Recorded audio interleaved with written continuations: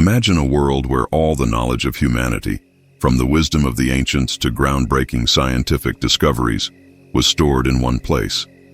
A place where scholars from across the world gathered to exchange ideas, explore the mysteries of the universe, and document the very essence of civilization itself.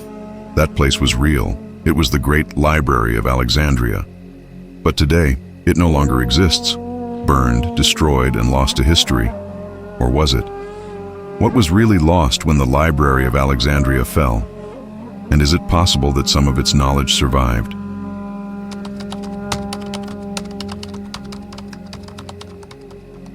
To understand the mystery of the Great Library, we need to go back to its origins.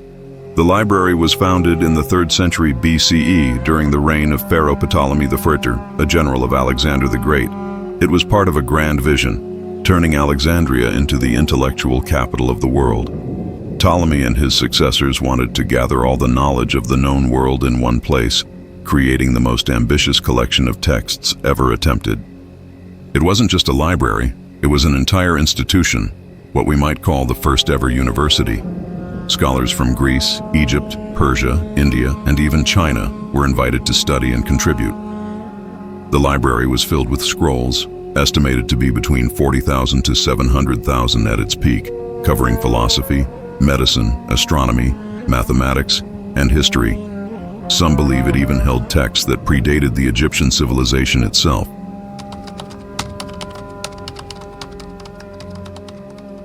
To truly grasp the significance of the Great Library, we must imagine stepping inside its towering halls. The scent of aged papyrus fills the air, and dim oil lamps flicker against the stone walls, casting long shadows over rows upon rows of scrolls. In one corner, a group of scholars debates the nature of the stars, sketching celestial charts that may have held secrets far ahead of their time. In another, mathematicians work through equations that might have reshaped our understanding of the universe centuries before modern science. The library wasn't just a repository of books, it was a living, breathing hub of intellectual exchange. Ideas from distant lands found their way here, translated and preserved, offering glimpses into cultures and discoveries that otherwise might have been lost to time. Some historians believe that within these scrolls were breakthroughs that could have changed the course of human civilization. Texts that theorized the Earth revolved around the sun, nearly 2,000 years before Copernicus. Ancient medical manuscripts detailing surgeries, herbal remedies, and treatments that, if not destroyed, might have propelled medicine centuries ahead. Even maps, rumored to depict lands that had yet to be officially discovered. What makes the loss of the library so tragic isn't just the quantity of knowledge that vanished, but the unknown potential within those lost works. Were there secrets about engineering, energy, or even forgotten civilizations hidden in those scrolls? Some speculate that texts detailing lost lands, like Atlantis, might have once rested upon its shelves. Others believe that the library contained deeper philosophical and mystical teachings, some of which might still echo in ancient texts that survived in fragments. The true weight of this loss is impossible to measure. What if some of these ideas, buried in dust and flame, could have sparked technological revolutions far earlier than they actually did? Could the Renaissance or even the Industrial Age have come centuries sooner if this knowledge had been preserved? We may never know exactly what was lost, but one thing is certain. The destruction of the library was not just the loss of books. It was the loss of potential, of futures that might have been.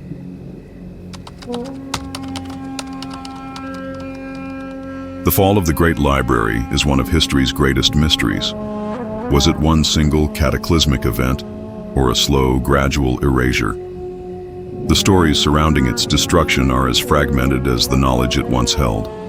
Each account tells of a different villain, a different moment in time when history took a devastating turn. Some say it began with Julius Caesar in 48 BCE. While waging war against Egypt, Caesar set fire to the enemy fleet docked in the harbor of Alexandria. But the flames did not stop at the ships. Carried by the wind, they leapt to the docks, then to the city, and finally, many believe, to the Great Library itself. Did this inferno mark the beginning of the end, Some historians argue that this fire destroyed only a portion of the scrolls, while others insist it was a mortal wound. But the library was not yet gone. Over the next few centuries, new rulers came and went, and each left their mark on history. The Roman Emperor Aurelian, in the 3rd century, waged war in Alexandria, causing widespread destruction. Could the library have been further damaged during these brutal battles? And then there was Emperor Theodosius I, who declared a war on pagan knowledge in the 4th century. Many temples and learning centers were destroyed, their texts burned. Was this the final blow? Perhaps the most famous theory is that the Great Library met its end at the hands of the Caliph Omar in the 7th century. According to legend, when the Muslim army took Alexandria, Omar gave a chilling order. If the books agree with the Quran, they are unnecessary. If they contradict it, they must be destroyed. The story tells of thousands of scrolls being burned for fuel in the city's bathhouses for months. But was this really the end, or just another chapter in a long history of erasure? In truth, there was no single villain. No one day when the library stood tall and the next it was gone. The destruction of the library was not an explosion, but an erosion, a slow, tragic vanishing act of history. Scrolls were lost to war, to time, to neglect, to the changing tides of rulers who saw no value in the knowledge held within its walls. And so, the greatest collection of human thought ever assembled faded into legend.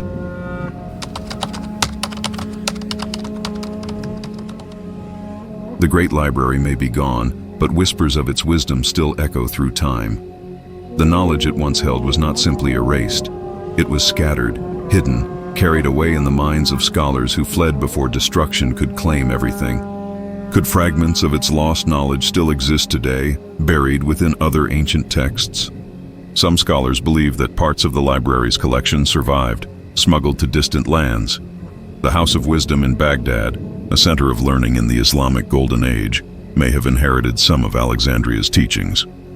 Medieval monks in European monasteries copied and preserved some ancient texts, though countless others were lost forever. Even in China and India, scrolls that echo the wisdom of the ancient world still surface, raising the question, how much of the Great Library's knowledge was truly lost, and how much still remains, hidden in the pages of history? And then, there are the more tantalizing theories. Some believe that secret organizations, such as the Freemasons or even the Vatican, may hold remnants of lost scrolls, documents too powerful or controversial to reveal to the world. Could the blueprints of forgotten technologies, medical breakthroughs, or even maps of unknown lands still be locked away in hidden archives? The loss of the Great Library wasn't just the loss of books. It was the loss of a future that never came to be.